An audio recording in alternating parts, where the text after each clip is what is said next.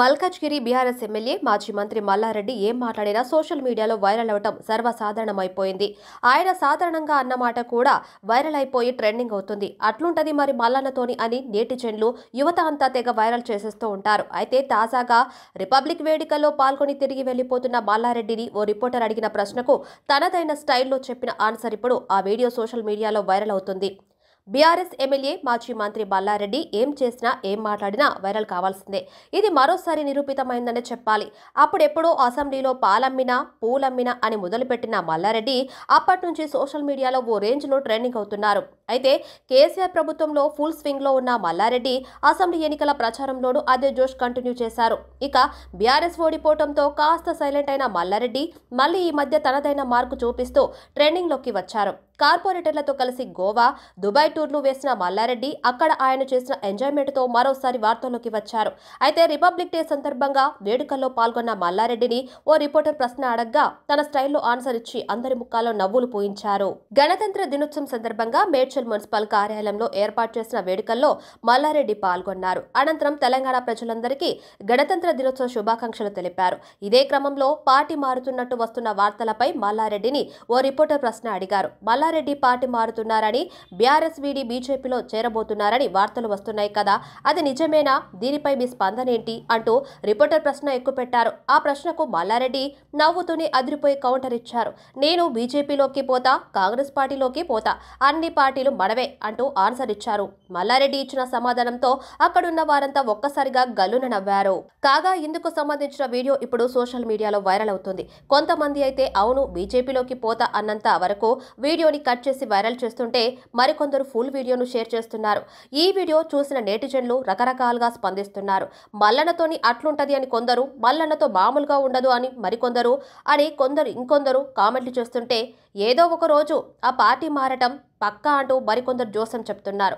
ఇలా మల్లారెడ్డి మరోసారి ట్రెండింగ్లోకి వచ్చారు. మరి మాజీ మంత్రి మల్లారెడ్డి తన రాజకీయ ఉనికిని, తన ఆస్తులను కాపాడుకోవడానికి నిజంగానే పార్టీ మారతారా అనే ప్రశ్నలు ఇప్పుడు అందరిలోనూ ఆసక్తి రేపుతుంది. నిజంగానే పార్టీ మారే ఉద్దేశంతోనే మల్లారెడ్డి ఈ కామెంట్స్ చేశారా అని మరికొందరు అవమానం వ్యక్తం చేస్తున్నారు. అయితే కేసీఆర్ కు వీర విధేయుడునని చెప్పుకొని గతంలో కాంగ్రెస్ పార్టీపై తీవ్ర విమర్శలు చేసిన మల్లారెడ్డి కాంగ్రెస్ లోకి వెళతారా, లేక కేంద్రం సపోర్టు కోసం బీజేపీలో చేరతారా, బీఆర్ఎస్ లోని తమ పార్టీకి ఆయన సేవలు అందిస్తారా, లేక లోక్సభ ఎన్నికలు అయ్యే వరకు చూసి కేంద్రంలో అధికారంలోకి వచ్చే పార్టీలు చేరతారా అన్నది ఇప్పుడు ఉత్కంఠంగా మారింది. మరి బీఆర్ఎస్ ఎమ్మెల్యే మల్లారెడ్డి మాటల వెనుక అసలు అర్థమేంటో, పార్టీ మార్పుపై తన ఉద్దేశం ఏంటో క్లారిటీ రావాల్సి ఉంది. మరి మాజీ మంత్రి మల్లారెడ్డి రానున్న రోజుల్లో ఏం చేస్తారో వేచి చూడాల్సిందే. ఒక చరిత్ర. జై భారత్. సార్ బీజేపీలో కొత్తరంటారు, బీజేపీలో పోతాం, కాంగ్రెస్ లో పోతాం, బీఆర్ఎస్ లో పోతాం, అన్ని పార్టీలు మనమే. ఒక చరిత్ర. జై భారత్. సార్ బీజేపీలో కొత్తరంటారు, బీజేపీలో పోతాం, కాంగ్రెస్ లో పోతాం, బీఆర్ఎస్ లో పోతాం, అన్ని పార్టీలు మనమే. ఒక చరిత్ర. జై భారత్. సార్ బీజేపీలో కొత్తరంటారు, బీజేపీలో పోతాం, కాంగ్రెస్ లో పోతాం, బీఆర్ఎస్ లో పోతాం, అన్ని పార్టీలు మనమే. ఒక చరిత్ర. జై భారత్. సార్ బీజేపీలో కొత్తరంటారు, బీజేపీలో పోతాం, కాంగ్రెస్ లో పోతాం, బీఆర్ఎస్ లో పోతాం, అన్ని పార్టీలు మనమే. ఒక చరిత్ర. జై భారత్. సార్ బీజేపీలో కొత్తరంటారు, బీజేపీలో పోతాం, కాంగ్రెస్ లో పోతాం, బీఆర్ఎస్ లో పోతాం, అన్ని పార్టీలు మనమే. ఒక చరిత్ర. జై భారత్. సార్ బీజేపీలో కొత్తరంటారు, బీజేపీలో పోతాం, కాంగ్రెస్ లో పోతాం, బీఆర్ఎస్ లో పోతాం, అన్ని పార్టీలు మనమే. ఒక చరిత్ర. జై భారత్. సార్ బీజేపీలో కొత్తరంటారు, బీజేపీలో పోతాం, కాంగ్రెస్ లో పోతాం, బీఆర్ఎస్ లో పోతాం, అన్ని పార్టీలు మనమే. తెలంగాణలో 3 కార్పొరేషన్లు 7 మున్సిపాలిటీలు ఉన్నాయి. ఇక్కడ కూడా ఇన్ని మున్సిపాలిటీలు లేవు. కాబట్టి 4 ఇయర్స్ అయిపోతుంది. కాబట్టి అందరికి కూడా ఒక ఏడాదన్నా చైర్మన్లో కూర్చోవాలి, ఒక ఏడాదన్నా మేయర్గా కూర్చోవాలి అని వాళ్ళకు కోరికలు ఉంటాయి కదా. చాలామంది కోరికలు ఉంటాయి కదా, తప్పు లేదన్న. వాళ్ళ దాంట్లోనే వాళ్ళకు కొన్ని ఉంటాయి కదా. మన ఇంట్లో 4 అన్నదమ్ములు ఉంటేనే ఇద్దరికి వాళ్ళది, 4 కోడళ్ళు ఉంటేనే పిల్లలతోనే యాడనో పంచాయతీ వస్తుంది కదా. ఇంతమంది 200 మంది కౌన్సిలర్లు, కార్పొరేటర్లు ఉన్నప్పుడు ఇవన్నీ వస్తాయి కదా, మామూలే కదా. టార్గెట్ ఎవరు చేయలేదయా? అరే రామా, నన్ను ఎవరు టార్గెట్ చేయలే. మా దాంట్లోనే మాకే గ్రూప్ తగాదాలు ఉంటాయి, పాలిటిక్స్ ఉంటాయి, ఒక ఏడాది ఎక్కుదామని కోరికలు ఉంటాయి. ఇవన్నీ కోరికలు దిక్కేలా. ఒకటి అన్న పోయిందా నాకెందుకు తెలియదా?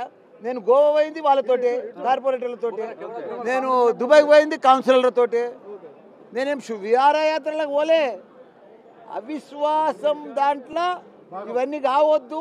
బాగా మెంటలీగా ప్రాబ్లమ్స్ ఉంటే కౌన్సిలర్లు కానీ కార్పొరేటర్లు కానీ డిస్టర్బ్ ఉంటే వాళ్ళని దోలుకపోయి సముద్రం ఒడ్డుకు అక్కడ శాంతింప చేస్తే కూల్ అయి వస్తున్నారు. మెడిసిన్ దొరకపోయినా సక్సెస్, పిడిదాజు కూడా తీసుకపోయినా సక్సెస్. ఇప్పుడు మా దగ్గర ఇప్పుడు మళ్ళీ గోవాకు ట్రిప్ వేస్తారు వాళ్ళు, మన పోచారం వాళ్ళు, మన తుమ్కుట వాళ్ళు. గోవాకు పోతారు, హ్యాపీగా తిరుగుతారు.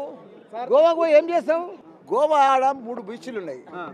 మంచిగా ఇంత మంచిగా బీచ్ల పక్క కూర్చుంటే మనిషి ఫ్రెండ్లీగా ఉంటారు, జర మనశ్శాంతి అవుతుంది. అందరు కలిసి మెలిసి ఉంటారు ఫ్యామిలీలతో పోయి, అంత ఫ్రెండ్షిప్. చూడు ఇది పార్టీకి నష్టమేముంది, గమ్మతున్నది. 10 మున్సిపాలిటీ ఉన్నాయని చెప్తే ఇప్పుడు ఎంపీ టికెట్ దాని మీదనే మీటింగ్ జరుగుతుంది. అది ఇప్పుడు కంక్లూడ్ కాలేదు. సీఎం హోదాలో ఉండి ఏం మాట్లాడతాడు? ఓ లెక్కన పద్ధతి అసలు మాటలు ఎవ్వరు కూడా భరించలేరు. వాళ్ళే 100 మీటర్లు కాదు, కాంగ్రెస్ 130 ఏళ్ళ చరిత్రలో ఇప్పుడు ఏ లోతులు ఉంది అది? 28 రాష్ట్రాలలో ఎన్ని రాష్ట్రాలలో ఉన్నారు వాళ్ళు సీఎంలు? 2. మాది అడ్రస్ కాదు, మాది అడ్రస్ ఉన్నది. ప్రజలలో మంచి ఆదరణ ఉన్నది. మా ప్రజలు కూడా ఇబ్బంది పడుతున్నారు. మంచిగా అయ్యో మళ్ళీ మా కేసీఆర్ చేసినట్టు ఎవరు చేయలేదని వాళ్ళు కూడా అన్ని ఆలోచనలకు వచ్చారు. కానీ కాంగ్రెస్ పరిస్థితి ఏంది? మామూలుగా ఉన్నది. రేపు మోడీ 3వ ప్రైమ్ మినిస్టర్ అయినాక నాకు ఇన్విటేషన్ రాలేదు. ఎవరికైతే ఇన్విటేషన్ వస్తుందో వాళ్ళే పోతారు. అధిష్టానం ఎవరు ఆదేశిస్తే అది చేస్తాం అంతే. కొడుకు కడుతున్నారా, కోడలు కడుతున్నారా? ఎవరికి అడుగుతలేము, అధిష్టానం మీద డిసైడ్.